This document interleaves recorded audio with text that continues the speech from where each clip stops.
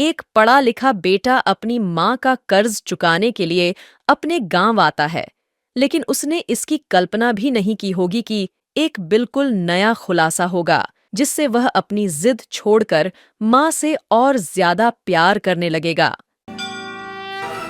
सविता देवी एक 70 वर्षीय महिला राजगीर गांव में अकेली रहती थीं।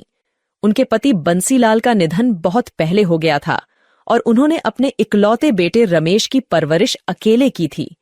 रमेश, जो अब शहर में रहता था और एक सफल व्यवसायी बन चुका था, अपने व्यस्त जीवन और धन दौलत में इतना खो गया था कि अपनी मां को ही भूल गया था। रमेश के जन्मदिन पर सविता ने उसे फोन किया, लेकिन व्यस्तता के कारण रमेश ने फोन नहीं उठाया। रात होने के बाद मां ने फोन किया। बेटे ने झुंझलाहट में फोन उठाया। मां, तुम्हारी समस्या क्या है? तुम बार बार फोन क्यों कर रही हो? मैं तो सो रहा था, दिन भर का थका हुआ, और ऊपर से तुम मुझे फोन करके डिस्टर्ब कर रही हो। सविता ने बड़े प्यार से उसे जन्मदिन की बधाई दी और गांव आने का अनुरोध किया। रमेश ने अगले दिन गांव आने का वादा किया। जब रमेश गांव पहुंचा, सविता ने उसे गले लगाया, लेकिन रमेश का ध्यान अपने धन दौलत पर था। उसने अपनी मां से कहा, मां, तेरा कर्ज उतारना चाहता हूं, तुझे क्या चाहिए बता दे। ठीक है, तू मेरा कर्ज उतारना चाहता है तो पहले एक काम कर। एक 5 किलो का पत्थर एक कपड़े में लपेटकर अपने पेट पर बांध और उस पत्थर को 24 घंटे के लिए रख और अपना काम कर। अगर तूने ऐसा कर लिया तो इस परीक्षा में सफल हो जाएगा। ठीक है। अब वह बेटा 5 किलो का पत्थर लेकर कपड़े में लपेटकर अपने पेट पर बांध लेता है। 1 घंटा हो जाता है, 2 घंटा हो जाता है, उस बेटे को वह पत्थर भारी लगने लगता है। इसी तरह 2-4 घंटे बीतते बीतते वह बेटा परेशान हो जाता है।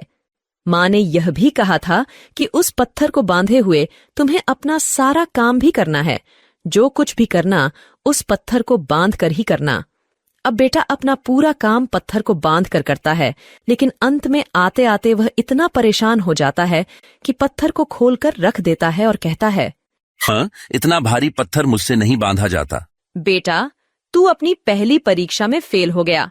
यह पत्थर तू 5 घंटे तक अपने पेट पर बांध नहीं सका और मैंने तुझे 9 महीने इस पेट में रखा और बिना थके बिना झुंझलाहट के पूरा काम किया, और तूने यह पत्थर अपने पेट पर बांधे 24 घंटे भी नहीं हुए।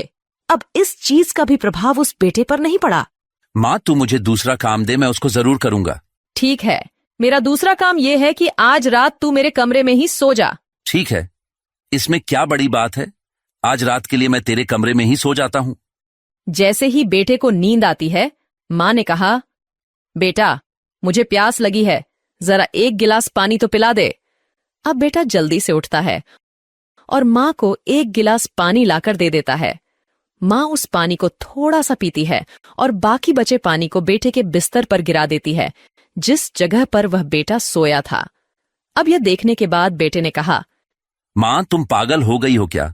मैं जहां सो रहा हूं वहां तुमने पानी गिरा दिया। अरे बेटा, बुढ़ापा आ गया है ना, समझ नहीं आया, गिर गया होगा।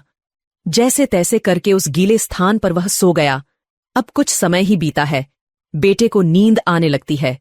जैसे ही फिर से नींद आती है, मां ने उसे फिर आवाज लगाई, बेटा, मुझे प्यास लगी है, 1 गिलास और पानी पिला दे।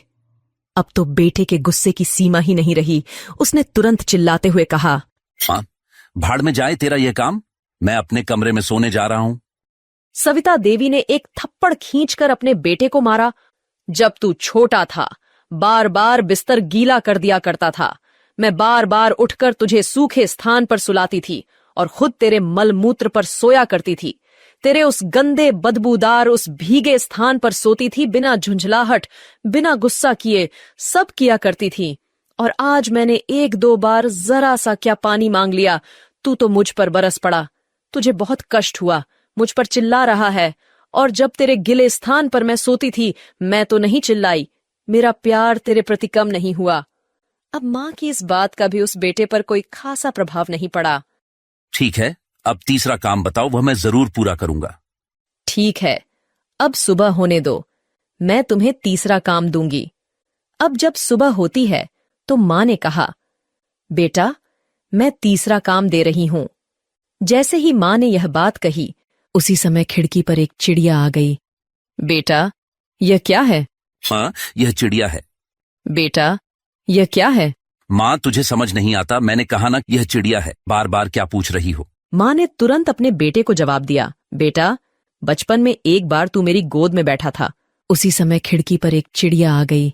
तूने पूछा, मां यह क्या है? मैंने कहा, चिड़िया है बेटा। फिर तूने दूसरी बार कहा, मां यह क्या है? तब भी मैंने कहा, चिड़िया है बेटा। तुमने यह बात 20 बार मुझसे बिना रुके पूछी, मां ये क्या है, मां ये क्या है?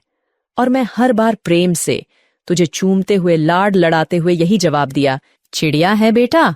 मेरे अंदर जरा भी गुस्सा नहीं आया और मैंने आज 1-2 बार क्या पूछ लिया, तुमने तो पूरा घर सर पर ही उठा लिया। बेटा, आज मेरे एक सवाल का जवाब तू 2 बार नहीं दे सकता। मैंने तेरे हर सवाल का जवाब बड़े प्रेम से न जाने कितनी बार दिया था और मेरा प्यार तेरे प्रति उतनी बार बढ़ता ही गया।